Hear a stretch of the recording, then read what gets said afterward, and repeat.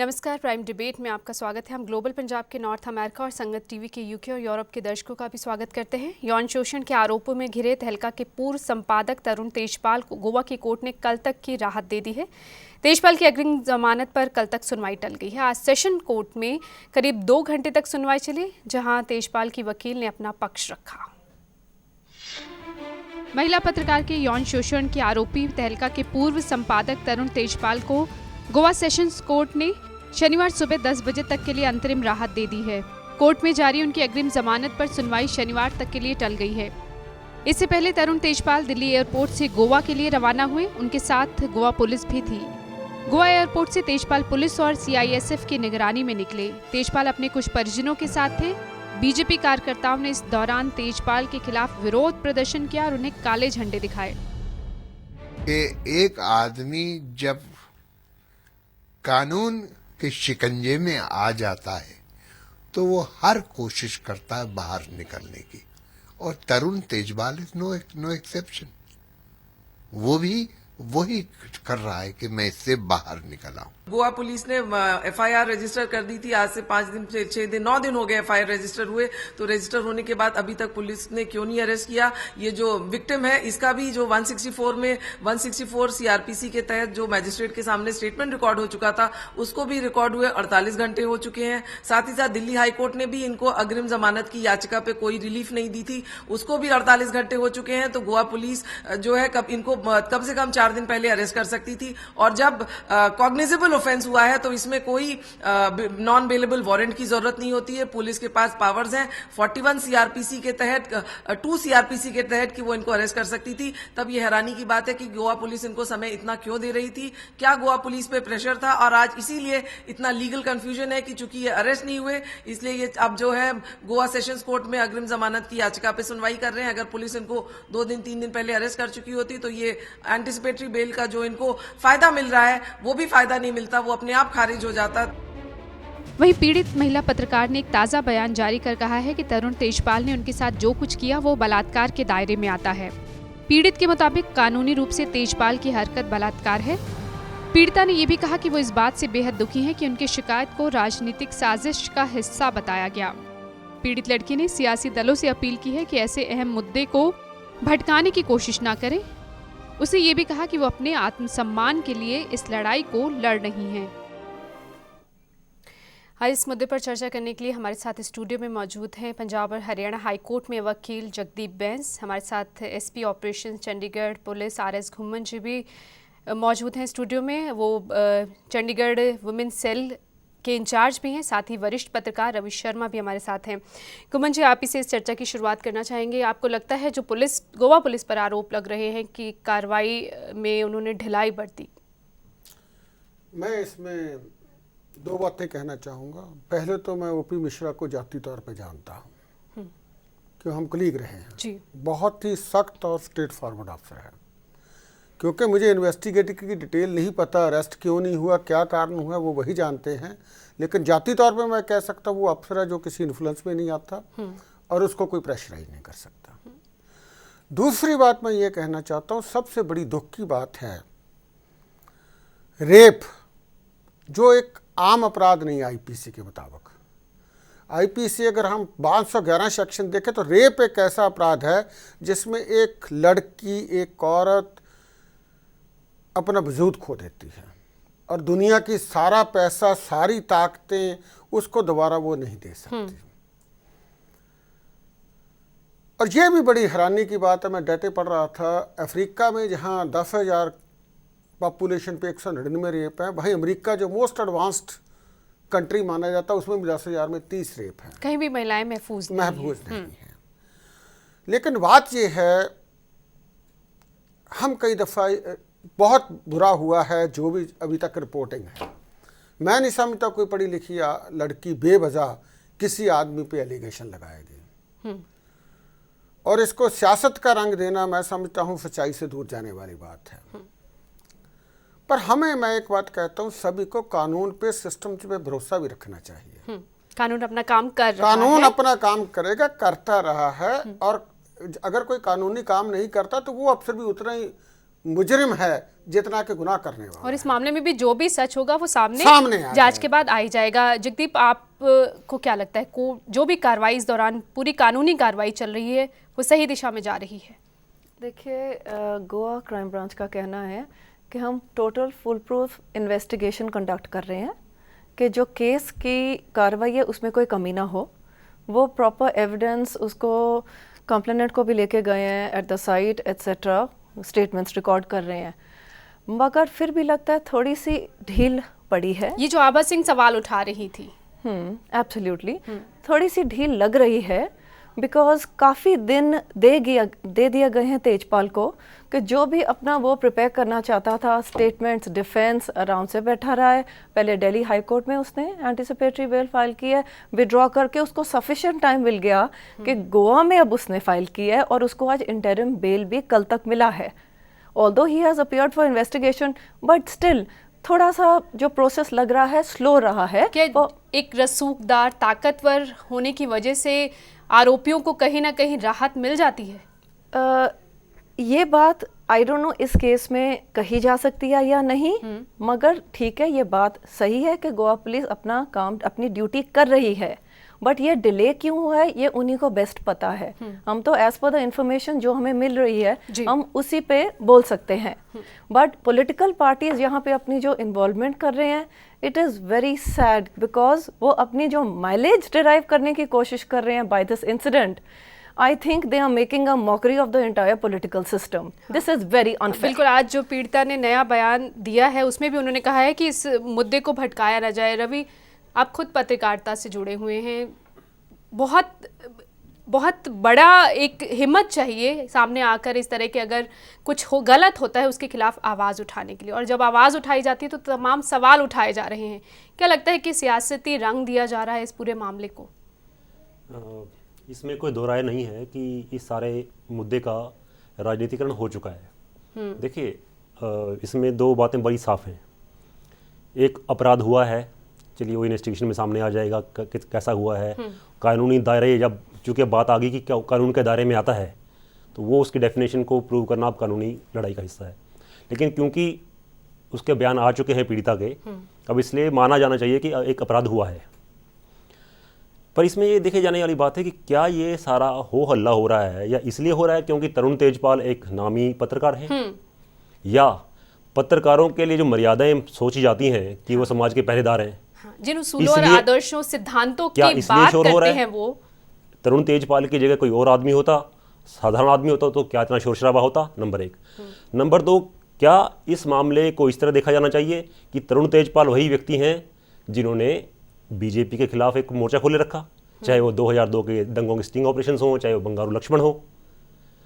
इसमें देखिए सीधे सीधे तौर पर राजनीति, इसलिए मैं कह सकता हूँ कि ये बात तरुण तेजपाल ने भी कही है कि मुझे साजिशन फंसाने की कोशिश की जा रही है, तो क्या वो कहीं ना कहीं इसके बचाव में आने की कोशिश कर रहे हैं? वो हो सकता है उनका कोई बचावी एक हथकंडा हो, मैं इसमें कोई राय कायम नहीं करना चाहता, लेकिन चूंकि इसका मामला अब सीधे सीधे बीजेपी और कांग्रेस के सामने हो चुका है, बीजेपी वाले विरोध कर रहे हैं, विजय जौहरी उसके शोभा चौधरी के घर जाके काली पट्टी पहुंच देते हैं, बीजेपी वाले काले झंडे दिखा रहे हैं। नहीं, कांग्रेस के भी बयान आ रहे हैं कि अगर कोई दोषी है तो उसके खिलाफ कार्रवाई होगी। जी, मैं इस बात को मान रहा हूं कि कांग्रेस ये कह रही है कि अगर दोषी है तो उसके खिलाफ कार्रवाई होनी चाहिए। बीजेपी तो सीधे सीधे पार्टी बनने को तैयार हो रहे हैं। तो इस बात को पर सिर्फ इंटायर इशू में ये पार्टीज क्या कर रही हैं? What role are they playing? They are not required here. They should go and do the work which they are supposed to do. सीधे तौर पर मैं बिल्कुल यहाँ किसका काम बनता है? सियासी दलों का तो काम है या कितना काम है? उनकी क्या जिम्मेदारी इस वक्त बनती है? कैसे एक दूसरे पर आरोप लगाएंगे? देखिए, हर रोज, अभी घुमन साहब ने बताया, आंकड़े पेश किए कि कितने बलात्कार की घटनाएं हर रोज होती हैं। ये सभी पॉलिटिकल पार्टी, बीजेपी या कांग्रेस या कोई तीसरी पार्टी, हर उस औरत के हक में इस तरह के शोर शराबा क्यों नहीं मचाती? ये तरुण तेजपाल ही क्यों है? क्या ये इसलिए कि एक वो जाने माने पत्रकार हैं? क्या इसलिए कि वो बीजेपी के खिलाफत करते रहे हैं? ये एक इशू है। तो अब क्या लग रहा है कि जिस तरह से ये लड़की सामने आकर बोली है, और इसका कितना असर होगा आगे? लगता है कि बहुत सारे मामले हो सकता है जो दबे पड़े हैं वो सामने आ जाए। राजेंद्र, ये एक अंदर की बात है जो पत्रकार जानते हैं कि पत्रकारों पर केस करने के लिए सभी लोग तैयार रहते हैं, और पत्रकार को केस से ज़्यादा डर होता है उसकी नौकरी चले जाने का। ये तो अभी नई लड़की है शायद, जो मुझे सुनने को मिला है। हाँ, इसमें दो बातें मैं ज़रूर कहूँगा। एक तो ये कि ठीक है, उसने बयान दिया है और बड़ी हिम्मत दिखाई है। इसमें ये भी देखना जाना चाहिए कि क्योंकि वो पत्रकार है, वो एक आम लड़की नहीं है जो घरेलू किस्म की जिसको उकसाया जाता, वो खुद पत्रकार है, सामने आई है। ये भी एक बड़ी बात है। हो सकता है अपनी खुद की समझदारी का इस्तेमाल करते हुए इसने लेकिन फिर इतनी हिम्मत दिखाई और उस घटना के बाद भी उसने समय लिया है शिकायत करने में। उस पर भी सवाल उठते रहे। आप कुछ कह रहे थे? मैं इसमें थोड़ा सा इनसे डिफर करना चाहूंगा। एक लड़की चाहे उसके ऊपर कितना भी कुछ हरकत घिनौनी ना हुई हो, क्योंकि हमारे समाज की धारणा भी कहीं ना कहीं इस लड़की का कसूर भी होगा, वो कई दफ़ा अपनी बात को पब्लिक में लाने से डरती है, नंबर 1। नंबर 2, जब आते हैं जैसे अभी आप कह रहे हैं, मैं समझा let us leave it to the system, to the investigation officer, to the judiciary and the interpretation of the law and facts whatever happened. Tarun Tejpal इसलिए अपने आप को माफ़ी नहीं मांग सकते, मैं बहुत एमिनेंट पत्रकार था और मैं कांग्रेस के साथ था, बीजेपी को उल्ट था, ये उनका कोई डिफेंस नहीं है। और इस लड़की को हम सिर्फ इसलिए झूठा नहीं मान सकते, वो एक पत्रकार थी, उसने अगर डिले कर दी। जब कोई बात होती है एक लड़की के साथ, तो मैं पहले भी कहा था कि ये एक ऐसा क्राइम नहीं है जिसमें किसी ने गोली मार दी, डाका मार दिया। एक लड़की को, जो पढ़ी लिखी लड़की, अपने पेरेंट्स के बाद क्या कहेगी, लोग क्या कहेंगे, बहुत कुछ सोचना पड़ता है। तो we have to give a special consideration, but we must have faith in the system. दूसरी बात आपने पॉलिटिकल पार्टीज की कही, मैं बीजेपी ने जो भी कुछ किया मैं उसका विरोध नहीं करता, लेकिन मैं एक बात कहता हूँ, सारी पॉलिटिकल पार्टी, क्या जी आज पॉलिटिकल पार्टियां फैसला लेगी हमारा कोई भी वर्कर, कोई भी ऑर्गेनाइजेशन, कोई भी एमएलए, कोई भी मिनिस्टर अगर किसी औरत के अगेंस्ट करता है, हम उसको सस्पेंड करेंगे, टिकट नहीं देंगे, उसको रिकॉग्निशन नहीं देंगे। अगर ये पार्टियां करती है तब तो इस देश की औरतों के प्रति सम्मान है। नहीं तो जो झूठा दिखावा है, कोई गोवा में कर देगा, कोई बिहार में कर देगा, दूसरी तरफ उसी पार्टी के आदमी लड़कियों का शोषण कर रहे हैं, मौके का फायदा उठाने की कोशिश avail this opportunity to come at a national consensus that we have to respect our women, we have to respect our daughters. और कोई भी राजनीतिक दल शायद ही अछूता हो ऐसे आरोपों से, जहां पर जिनके एमएलएज या सांसद पर आरोप ना लगे। नहीं विपा, इसमें मैं एक और भी बात करना चाहिए, ये बात पॉलिटिकल पार्टियों की नहीं। मैं दिल्ली में था, हमने एक रेप्स का स्टडी करवाई थी, और उसमें ये बहुत सामने आया था कि जो रेप वगैरह जो लड़कियों का होता है, बहुत उन लोगों से होता है जो उनके जाने पहचाने होते हैं, घर के लोग, कजन्स, उनके फ्रेंड्स, मतलब बाहर की जो मात्रा थी काफ़ी कम थी।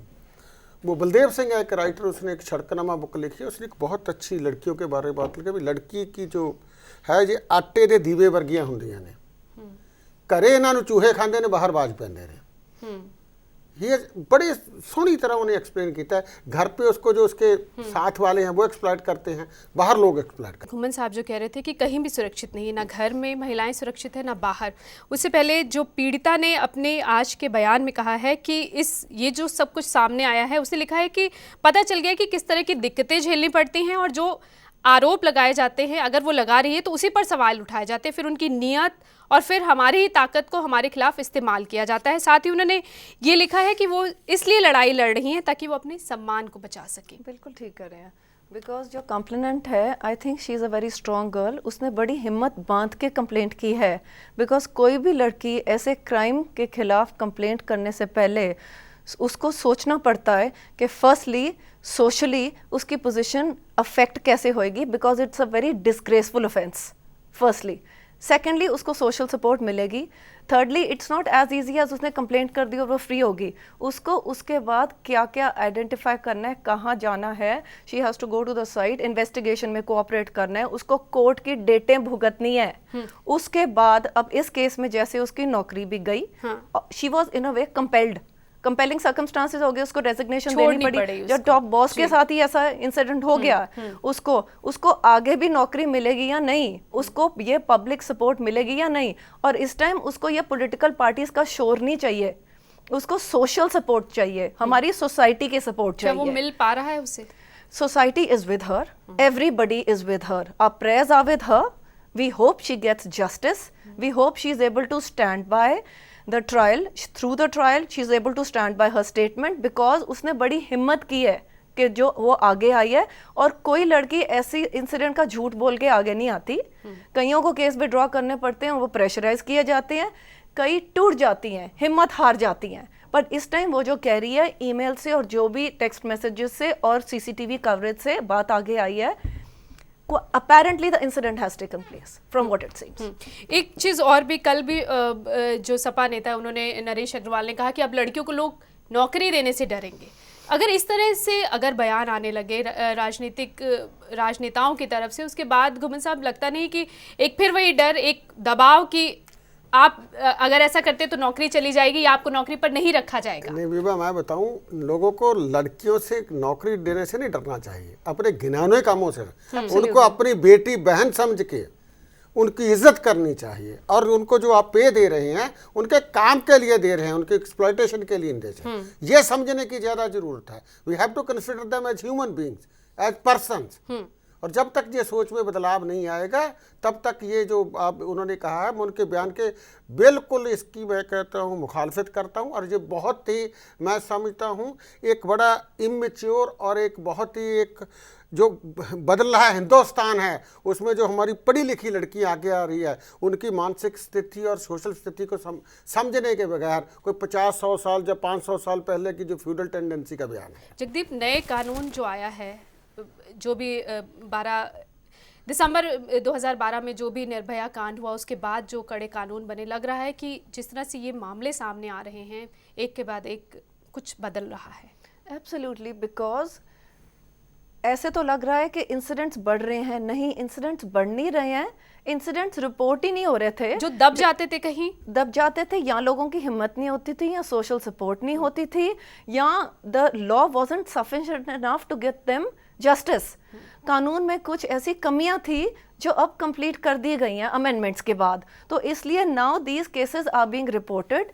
गर्ल्स में बोल्डनेस, करेज आ गई है कि उनको जब लगा है उनके साथ कुछ ज्यादती हुई है, वो अपना एक ड्यूटी, एक फ़र्ज समझती है कि उनको जाके ये चीज़ रिपोर्ट करनी चाहिए, अपने लिए नहीं और भी लड़कियों को बचाने के लिए। रवि, पत्रकारिता का जो पेशा है वो पहले से ही बहुत हिम्मत वाला माना जाता है।